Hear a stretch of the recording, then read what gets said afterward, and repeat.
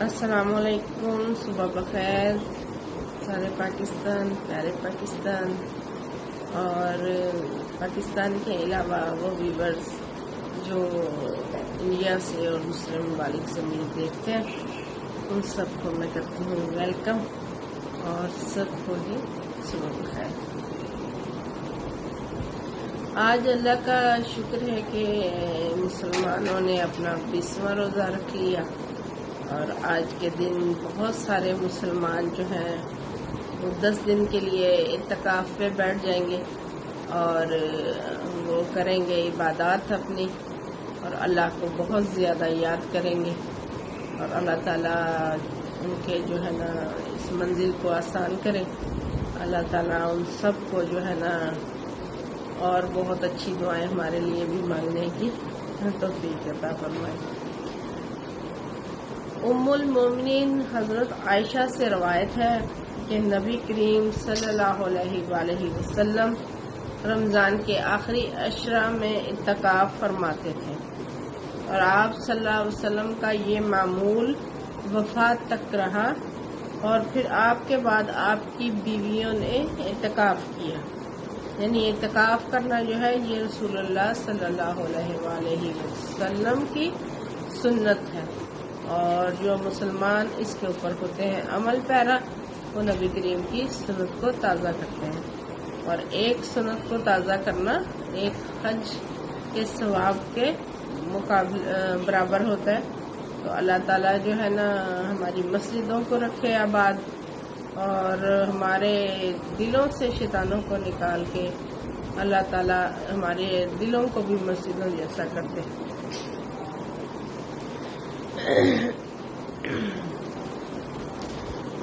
دوسری حدیث کی طرف چلتے ہیں کہ رسول اللہ صلی اللہ علیہ وسلم نے فرمایا، بے شک اللہ نے میرے لیے میری امت سے خطا اور بھول چوک اور جس گناہ میں انہیں مجبور کیا جائے سب معاف فرما دیا ہے۔ یعنی غلطی سے کوئی خطا ہو جانی چاہیے، ایسی نہیں کہ ہم جان بوجھ کے کرتے ہیں، وہ والی خطا، اور وہ گناہ جس میں مجبور کیا جائے۔ مجبوری میں آ جاتا ہے کہ جیسے کوئی شخص کسی کا ملازم ہے، اب اس کے ہاتھ سے کوئی شراب یا کوئی چیز ادھر ادھر کروا رہا ہے، اب وہ غریب آدمی مجبور ہے کہ اس کی نوکری ہے، یہ مجبوری ہے، یا اسے کوئی اور مجبوری ہے، یا اسے کوئی اور خوف دلا کے اس سے کچھ کروایا جا رہا ہے، تو ایسی تمام خطائیں جو ہے وہ اللہ پاک ہم سے فرمائے گا درگزر، اور اللہ ہمیں کرے گا، اور بے شک اللہ تو زیادہ معاف کرنے والا ہے۔ اور وہ تو ہماری وہ خطائیں جو ہم جان بوجھ کے بھی کر جاتے ہیں، اور اس پہ جب ہم ندامت کا اظہار کرتے ہیں، شرمندگی کا اظہار کرتے ہیں، تو اللہ پاک تو ہماری وہ خطائیں بھی معاف فرما دیتا ہے، کیونکہ وہ تو منتظر ہے کہ بندہ کب جو ہے نا پلٹ کے میرے پاس آئے اور اپنی ندامت مجھے پیش کرے اور میں اس کو معاف کر دوں۔ لیکن ایک بہت بری روایت وہ ہے ہم انسانوں کی، کہ اگر کوئی انسان جو ہے نا پہلے برائی کے راستے پہ تھا اور اللہ نے اس کو توفیق دی، اور بے شک توفیق ہمیشہ اللہ ہی کی جانب سے ہوتی ہے، اب اس نے برے کام جو ہے نا وہ کرنے چھوڑ دیے اور وہ بڑھنا چاہتا ہے اچھائی کی طرف، تو لوگ اس کا مذاق اڑاتے ہیں، لوگ اس کو آگے بڑھنے ہی نہیں دیتے، وہ ہمیشہ اس کو جو ہے نا اس کا پچھلا دور یاد کرواتے ہیں، اور کبھی ہم بری مثالیں دیتے ہیں کہ 900 چوہا کھا کے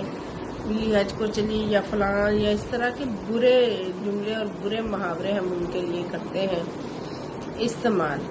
حالانکہ اگر کوئی انسان اپنی بری روش چھوڑ کے اچھائی کی جانب بڑھنا چاہتا ہے تو ہمیں کرنا چاہیے اس کو اپریشیٹ، اور اس کی ہر حالت میں مدد کرنی چاہیے، کہ تاکہ جو ہے نا اس کو آسانی ہو، اس کے لیے جو ہے یہ راستہ جو ہوتا ہے نا برائی کرتا ہوا شخص پھر جب اس اچھائی کی طرف لوٹے تو یہ راستہ سخت راستہ ہوتا ہے، یہ مشکل راستہ ہوتا ہے، اور اگر ہم اس کی انگلی نہیں پکڑیں گے، اگر ہم اس کو حوصلہ افزائی نہیں کریں گے تو وہ واپس چلا جائے گا اپنی بری دنیا میں۔ تو اس کے اوپر کیا ہم راضی ہیں کہ ایک انسان جو ہے وہ اسی دلدل میں پھنسا رہے؟ اور اگر کوئی باہر نکل رہا ہے نا تو اس کا مذاق، وہ کہتے ہیں نا جو ہے گناہ سے نفرت کرنی چاہیے، گناہ گار سے نفرت نہیں کرنی چاہیے. اور اگر ایک انسان اپنی بیماری کو چھوڑ رہا ہے، یعنی گناہ کی بیماری کو چھوڑ رہا ہے اور وہ بڑھ رہا ہے اچھی زندگی کی جانب، اس کی بہت زیادہ حوصلہ افزائی کیا کریں اور اس کا مذاق نہ بنایا کریں. اور اللہ بہترین جانتا ہے دلوں کے حال، کہ وہ جو ہے نا اس طرف آ گیا ہے تو یہ اللہ کی ہی توفیق ہے کہ وہ اس طرف آ گیا. تو آپ جو ہے اس کو مجبور کر دیتے ہیں کہ وہ برا ہی رہے اور وہ اپنے پرانے ٹیگ کے ساتھ ہی زندگی گزارے. یہ وہ بہتر جانتا ہے اللہ. اور اس طرح کی جو چیزیں ہوتی ہیں نا وہ اللہ اور اس کے بندے کے درمیان رہنے دیا کرے. آپ جج بننے کی کوشش نہ کیا کریں، تاکہ جو ہے نا دوسرے کی زندگی جو ہے وہ جس طرح جینا چاہ رہے ہیں نا وہ جی سکے، اس کی زندگی مشکل نہ کرے. اللہ کی قسم نبی صلی اللہ علیہ وسلم نے کبھی اپنے ذاتی معاملے میں کسی سے بدلہ نہیں لیا. البتہ جب اللہ کی حرمتوں کو توڑا جاتا ہے تو آپ صلی اللہ علیہ وسلم اللہ کے لیے بدلہ لیتے ہیں. یعنی حضور صلی اللہ علیہ وسلم کو لوگوں نے بڑی بڑی تکالیف دی، آپ کو مارا پیٹا گیا، آپ کے طائف کے سفر میں آپ کے جوتے خون سے بھر گئے، آپ کو برے الفاظ سے پکارا جاتا، لیکن آپ صلی اللہ علیہ وسلم نے تو رحمت للعالمین تھے نا، تو آپ رحمت للعالمین نے کبھی بھی کسی سے اپنی ذات کے لیے بدلہ نہیں لیا. ہاں اللہ کی عزت کے لیے جو ہے نا آپ صلی اللہ علیہ وسلم دوسروں سے بدلہ لیتے ہیں.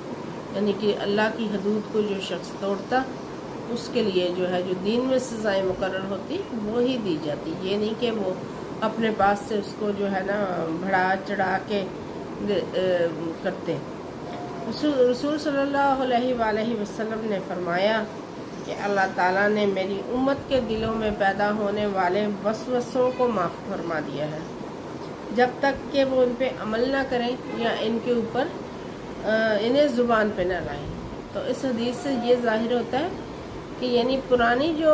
تھی نا امتیں دوسرے نبیوں کی، ان کے یقیناً پھر ان کے ذہنوں کے خیالات پر بھی ان کی پکڑ ہو جایا کرتی ہوگی. اور ہمارے جو ذہن میں اگر کوئی بہت برے خیال آ جاتے ہیں، اور اللہ معاف کرے بعض ٹائم تو نماز پڑھنے کے دوران ایسے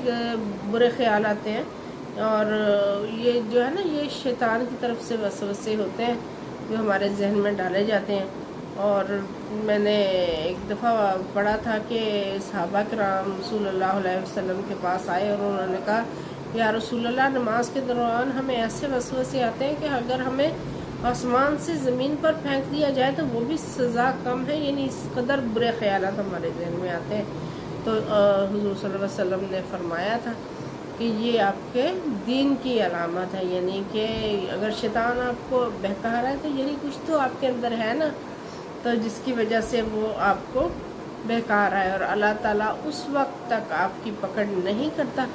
جب تک کہ آپ اس جیسے میں دل میں کسی کو گالی دے رہا ہوں تو جب تک میں زبان سے ادا نہیں کروں گا تب تک مجھے اس کا گناہ نہیں ملے گا. اور وہ خیالات یعنی میں نے دل میں سوچ لیا کہ میں چوری کر لوں گا یا میں قتل کر دوں گا یا میں ایسا کر دوں گا، تو جب تک میں اس پر عمل پیرا نہیں ہوتا اللہ پاک جو ہے اس کے اوپر درگزر فرماتا ہے. اور اللہ ہم پہ رحم کا معاملہ رکھے، اور آپ بھی میرے ساتھ اچھا معاملہ رکھیں اور